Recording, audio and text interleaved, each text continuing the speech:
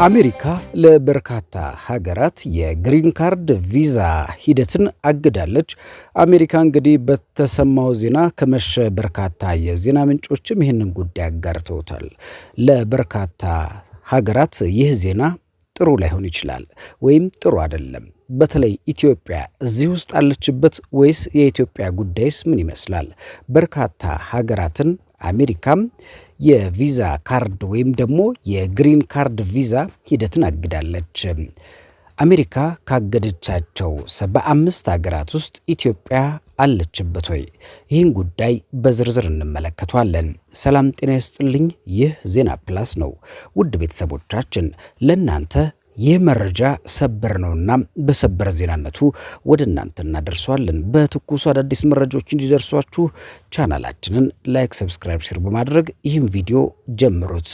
አሜሪካ ለ74 ሀገራት የግሪን ካርድ ወይም ቪዛ ሂደት አግዳለች። እነዚህ ሀገራት እነማን ናቸው? በተለይ ደግሞ በቅርቡ የአሜሪካ አዳዲስ ሕጎች እየወጡ ነውና ሂደቱ ላልተወሰነ ጊዜ በተለይ ደግሞ መታገዱ ተገልጿልና ከመጪው ረቡዕ ወይም ደግሞ ከነገ ጀምሮ ጃንዋሪ 21 ወይም ደግሞ ጥር 13 ይላል 2018 ዓ.ም ተግባራዊ የሚደረግ እገዳ የአሜሪካ መንግስት የስደተኞችን አቅም ለመመዘን የሚጠቀምበትን ፐብሊክ ቻርጅ ወይም ደግሞ በመንግስት እርዳታ ላይ ጥገኛ የመሆን መስፈርት በድጋሚ ለመፈተሽና ለማጥበቅ ያለመ ነው ተብሏል።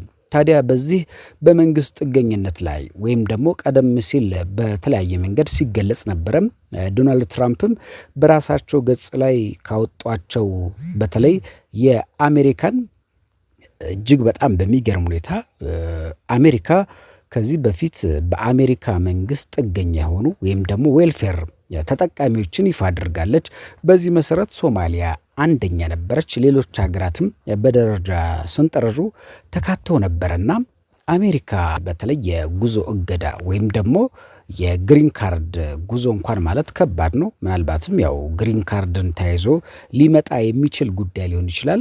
ለ74 ሀገራት የግሪን ካርድ ቪዛ ሂደትን አግዳለችና ከዚህ ውስጥ እንግዲህ የአሜሪካ ውጭ ጉዳይ ሚኒስቴር መስሪያ ቤቱ ከእገዳው መሃል ካካተታቸው ሀገራት መሃል ከተለያየ ሀገራት ለሚመጡ ዜጎች የኢሚግራንት ቪዛ ወይም ደግሞ የቋሚነት ነዋሪነት መታወቂያ ግሪን ካርድን ላልተወሰነ ጊዜ አግዷልና ከነዚህ ሀገራት መካከል ሀገራችን ኢትዮጵያ ያለችበት የሚለው ጉዳይ ማምሻውም በተለያየ የዜና አውታሮች ዓለም አቀፍና ሀገር ውስጥ የሚዲያ ተቋማት መነጋገሪያ ነበርና ኢትዮጵያውያን በተለይ ከአሜሪካ ጋር ባላቸው ዲፕሎማሲያዊ ግንኙነት በዚህ ሰዓት አይታሰብም ሲሉ የነበሩ በርካታ ወገኖች አሉና እንግዲህ አሜሪካ ኢትዮጵያን አግዳለች ወይስ አላገደችም? አሜሪካ በተለይ ደግሞ አሁን ባወጣችው ኢሚግራንት ቪዛ ወይም ደግሞ የቋሚነት ነዋሪ መታወቂያ ግሪን ካርድ የማቀነባበር ሂደት ላልተወሰነ ጊዜ ማገዷን አስታውቃለችና ከነዚህ ሀገራት መካከል ኢትዮጵያ ያለችበት የለችበትም የሚለውን ጉዳይ ልናፈነዳው ነው። አሜሪካ ለኢትዮጵያና ለ74 ሀገራት የግሪን ካርድ ቪዛ አግዳለች። በሚያሳዝን ሁኔታ ሂደቱን ከልክላለችና የአሜሪካ ውጭ ጉዳይ ሚኒስቴር መስሪያ ቤት ኢትዮጵያን ጨምሮ ከ75 ሀገራት ለሚመጡ ዜጎች ይሰጥ የነበረውን የኢሚግራንት ቪዛ ወይም ደግሞ የቋሚነት ነዋሪ መታወቂያ ግሪን ካርድ የማቀነባበር ሂደት ላልተወሰነ ጊዜ ማገዱን በይፋ አስታውቋልና ከመጪው ረቡዕ ጃንዋሪ 21 ቀን 2016 ወይም ጥቅምት 13 መጪው ሲባል በቀጣዩ ሳምንት ነው ተግባራዊ የሚደረገው። ይህ እገዳ እንግዲህ የአሜሪካ መንግስት የስደተኞችን አቅም ለመመዘን የሚጠቀምበትን ፐብሊክ ቻርጅ ወይም ደግሞ በመንግስት እርዳታ ላይ ጥገኛ የመሆን መስፈርት በድጋሚ ለመፈተሽ ለማጥበቅ የታለመ ነው። ቀደም ሲል ባለፈው ሳምንት እንግዲህ ዌልፌር ተጠቃሚዎች እነማን ናቸው የሚለውን ነገር በተለይ ከአፍሪካ ሀገራት ጠቅሰን ነበረ። ሶማሊያ በአንደኝነት ተቀምጣለች። ኢትዮጵያ 47 ነጥብ ወይም ከዛ በላይ በሚሆን መንገድ ተጠቅሳ ነበረና በተለይ የውጭ ሀገር ጠበቆች የተለያየ የአሜሪካን ሕግ የሚያውቁ ሰዎች በጠቀሱት መሰረት እንግዲህ በአሜሪካ የሚኖሩ ኢትዮጵያውያን በተለይ ከዚህ ከዌልፌር ተጠቃሚነት እንዲወጡ በተለይ ደግሞ አሜሪካ እንደ ማህበረሰብ ስለሆነ የምታስበው የሶማሊያውያን ተጽዕኖ ሶማሊያን በተለይ ከአሜሪካ መንግስት የሚገኘውን ድጋፍ በስፋት መጠቀማቸው አሜሪካ ለሀገር ውስጥ ዜጎቿ ወይም ደግሞ ለአሜሪካውያን የሚሰጠውን ድጋፍ ለውጭ ሀገር በማዋል ይህንን ነገር ላልተገባ ነገር እየዋለ ነው ብላ ታስባለች። እና ከዚህ አንጻር እንግዲህ በዚህ መሰረት ወደ ሀገሪቱ የሚገቡ ቋሚ ነዋሪዎችን በመንግስት በጀት ላይ ጫና ሳይሆን ራሳቸውን ችለው መኖር መቻላቸውን የሚያረጋግጥ ጥብቅ ማጣሪያ ይካሄዳል። ይህ ያልተጠበቀ ውሳኔ በተለይ ወደ አሜሪካ ሄዶ በቋሚነት ለመኖር ሬዚደንሲ ሂደት ጀምረው የነበሩ በርካታ ኢትዮጵያን በቀጥታ ይነካቸዋል እጅግ በሚያሳዝን ሁኔታና በዚህ ሂደት ውስጥ ያላችሁ ሰዎች በተለይ በቤተሰብ ትስስር ያላችሁ በዲቪ ሎተሪ በተለይ ዳይቨርሲቲ ሎተሪ እንዲሁም ደግሞ በቋሚ የስራ ዕድል ኤምፕሎይመንት ቤዝድ አማካኝነት ቪዛ እየጠበቁ የነበሩ ወገኖች ጉዳያቸው አዲሱ የግምገማ ሂደት እስኪጠናቀቅ ድረስ ላልተወሰነ ጊዜ እንዲቆም ተደርጓል። ይህ በጣም አሳዛኝ ነው። በመሀል ሂደት የጀመሩ ሰዎች የገጠማቸው ነገር ወይም ደግሞ የተሰማው ነገር ይሁን እንጂ ህብረተሰቡ ሊገነዘበው የሚገባው ወሳኝ ነገር አለ። ይህ እገዳ ሁሉም አይነት የቪዛ አገልግሎት እንደማይመለከት ነው። የአሜሪካ መንግስት በግልጽ እንዳስቀመጠው ጊዜያዊ ቆይታን የሚመለከት ነን ኢሚግራንት ቪዛ ማለትም የቱሪስት ጉብኝት፣ የተማሪ ወይም ደግሞ ስቱደንት ቪዛ፣ የጊዜያዊ ቪዛ ስራዎች እናም የጊዜያዊ ስራ ቪዛዎች በዚህ እገዳ ውስጥ አልተካተቱም። አገልግሎታቸው እንደተለመደው የሚቀጥል ይሆናል። ዩኤስ ስቴትመንት ዲፓርትመንት ምንጩ ነው። እንግዲህ ኢትዮጵያን ጨምሮ 75 ሀገራት በተለይ የአሜሪካ ውጭ ጉዳይ ሚኒስቴር ስቴት ዲፓርትመንት ባወጣው አዲስ መመሪያ መሰረት የኢትዮጵያን ጨምሮ የአፍሪካ ሀገራት ዜጎች በተለይ 75 ሀገራት ዜጎች አሜሪካ ለመግባት የሚያደርጉት የኢሚግራንት ቪዛ ሂደት ለጊዜው እንዲቆም ተወስኗል። በተለይ የነዚህ ጉዳዮች ውሳኔ የተደረሰበት ዋና ዋና ነጥቦች ቀደም ሲልም እንደገለጽኩላችሁ በተለይ አሜሪካ አዲሱ አስተዳደር የትራምፕ አስተዳደር የህዝብ ሸክም ወይም ፐብሊክ ቻርጅ የሚለውን ህግ ለማጥበቅ በተለያየ ጊዜያት የተለያዩ አዳዲስና ልዩ ልዩ መመሪያዎችን እያወጣ ይገኛል።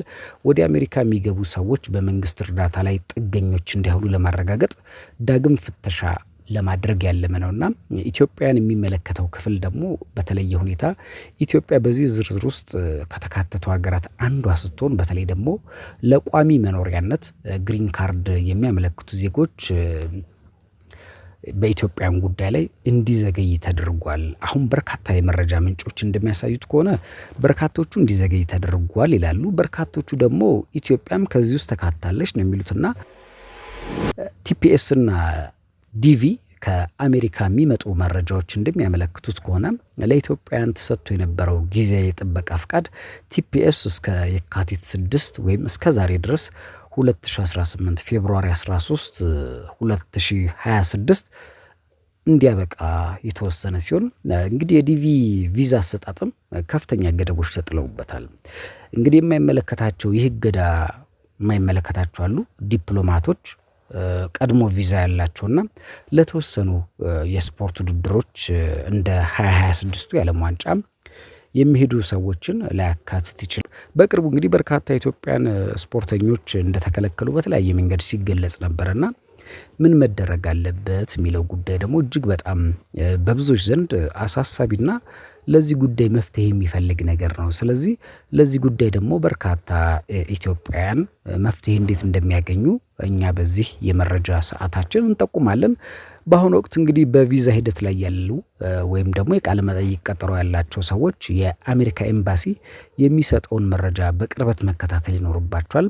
በተለይ የኤምባሲውን የተለያየ ገጾች ማየት ያስፈልጋል፣ መመሪያዎች ማየት ያስፈልጋልና የኢሚግሬሽን ቪዛ ኢሚግራንት ቪዛ ሂደቶች ለጊዜው እንዲቆሙ ተደርጓል። እንግዲህ ይህ ደግሞ ለበርካቶች አሳዛኝ ነው።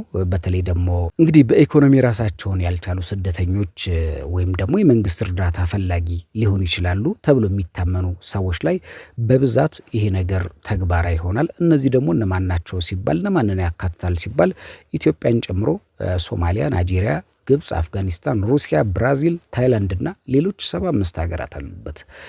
እንግዲህ የሚቋረጡ የቪዛ አይነቶች አሉ።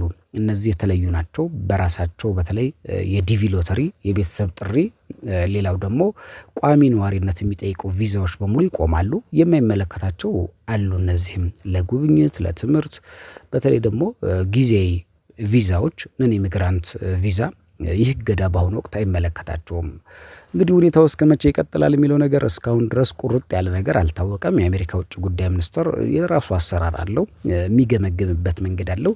እስከሚያጠናቅቅ ድረስ ደግሞ ላልተወሰነ ጊዜ ቁርጥ ያለ ቀን የለውም። ከዚህ እስከዚህ የተባለ ነገር የለውም። ላልተወሰነ ጊዜ እንደሚቆይ ነው የገለጸው። እንግዲህ ይህ ውሳኔ ደግሞ እነማን ያካትታል ከተባለ በኢትዮጵያ በኩል በሂደት ላይ ያሉ በርካታ ቪዛና ፋይሎች አሉና እነዚህ የዲቪ አሸናፊዎች በእጅጉ እንደሚስተጓጎሉ ይጠበቃል። እጅግ በጣም አሳዛኝ ነው። ነገር ግን በተለይ በአሜሪካ በኩል አዳዲስ ነገሮች ይወጣሉ። እስካሁንም ድረስ በግልጽ የተገለጹ ነገሮች ቢኖሩም እነዚህን በቅርቡ የአሜሪካ ወይም ደግሞ ስቴት ዲፓርትመንት የሚያወጣቸውን መረጃዎች ማረጋገጥ ያስፈልጋልና እነዚህን መረጃዎች በይበልጥ መከታተል ወይም ደግሞ እኛም በቻናላችን አዳዲስ መረጃዎች ሲኖሩ ወደ እናንተ እናደርሳለን። ቤተሰቦቻችን ስለሆናችሁ ስለምትከታተሉን ቻናላችንን ላይክ፣ ሰብስክራይብ ስለምታደርጉ እጅግ አድርገን እናመሰግናለን። በቀጣይ የምንለቃቸው ቪዲዮዎችና መረጃዎች እንዲደርሷችሁ ቻናላችንን ላይክ፣ ሰብስክራይብ፣ ሼር በማድረግ የደወል ምልክቷን በመጫን ቤተሰብ ልትሆኑ ትችላላችሁ። ለዕለቱ ለነበረን መረጃ ስላደመጣችሁ እናመሰግናለን። ዜና ፕላስ አበቃ።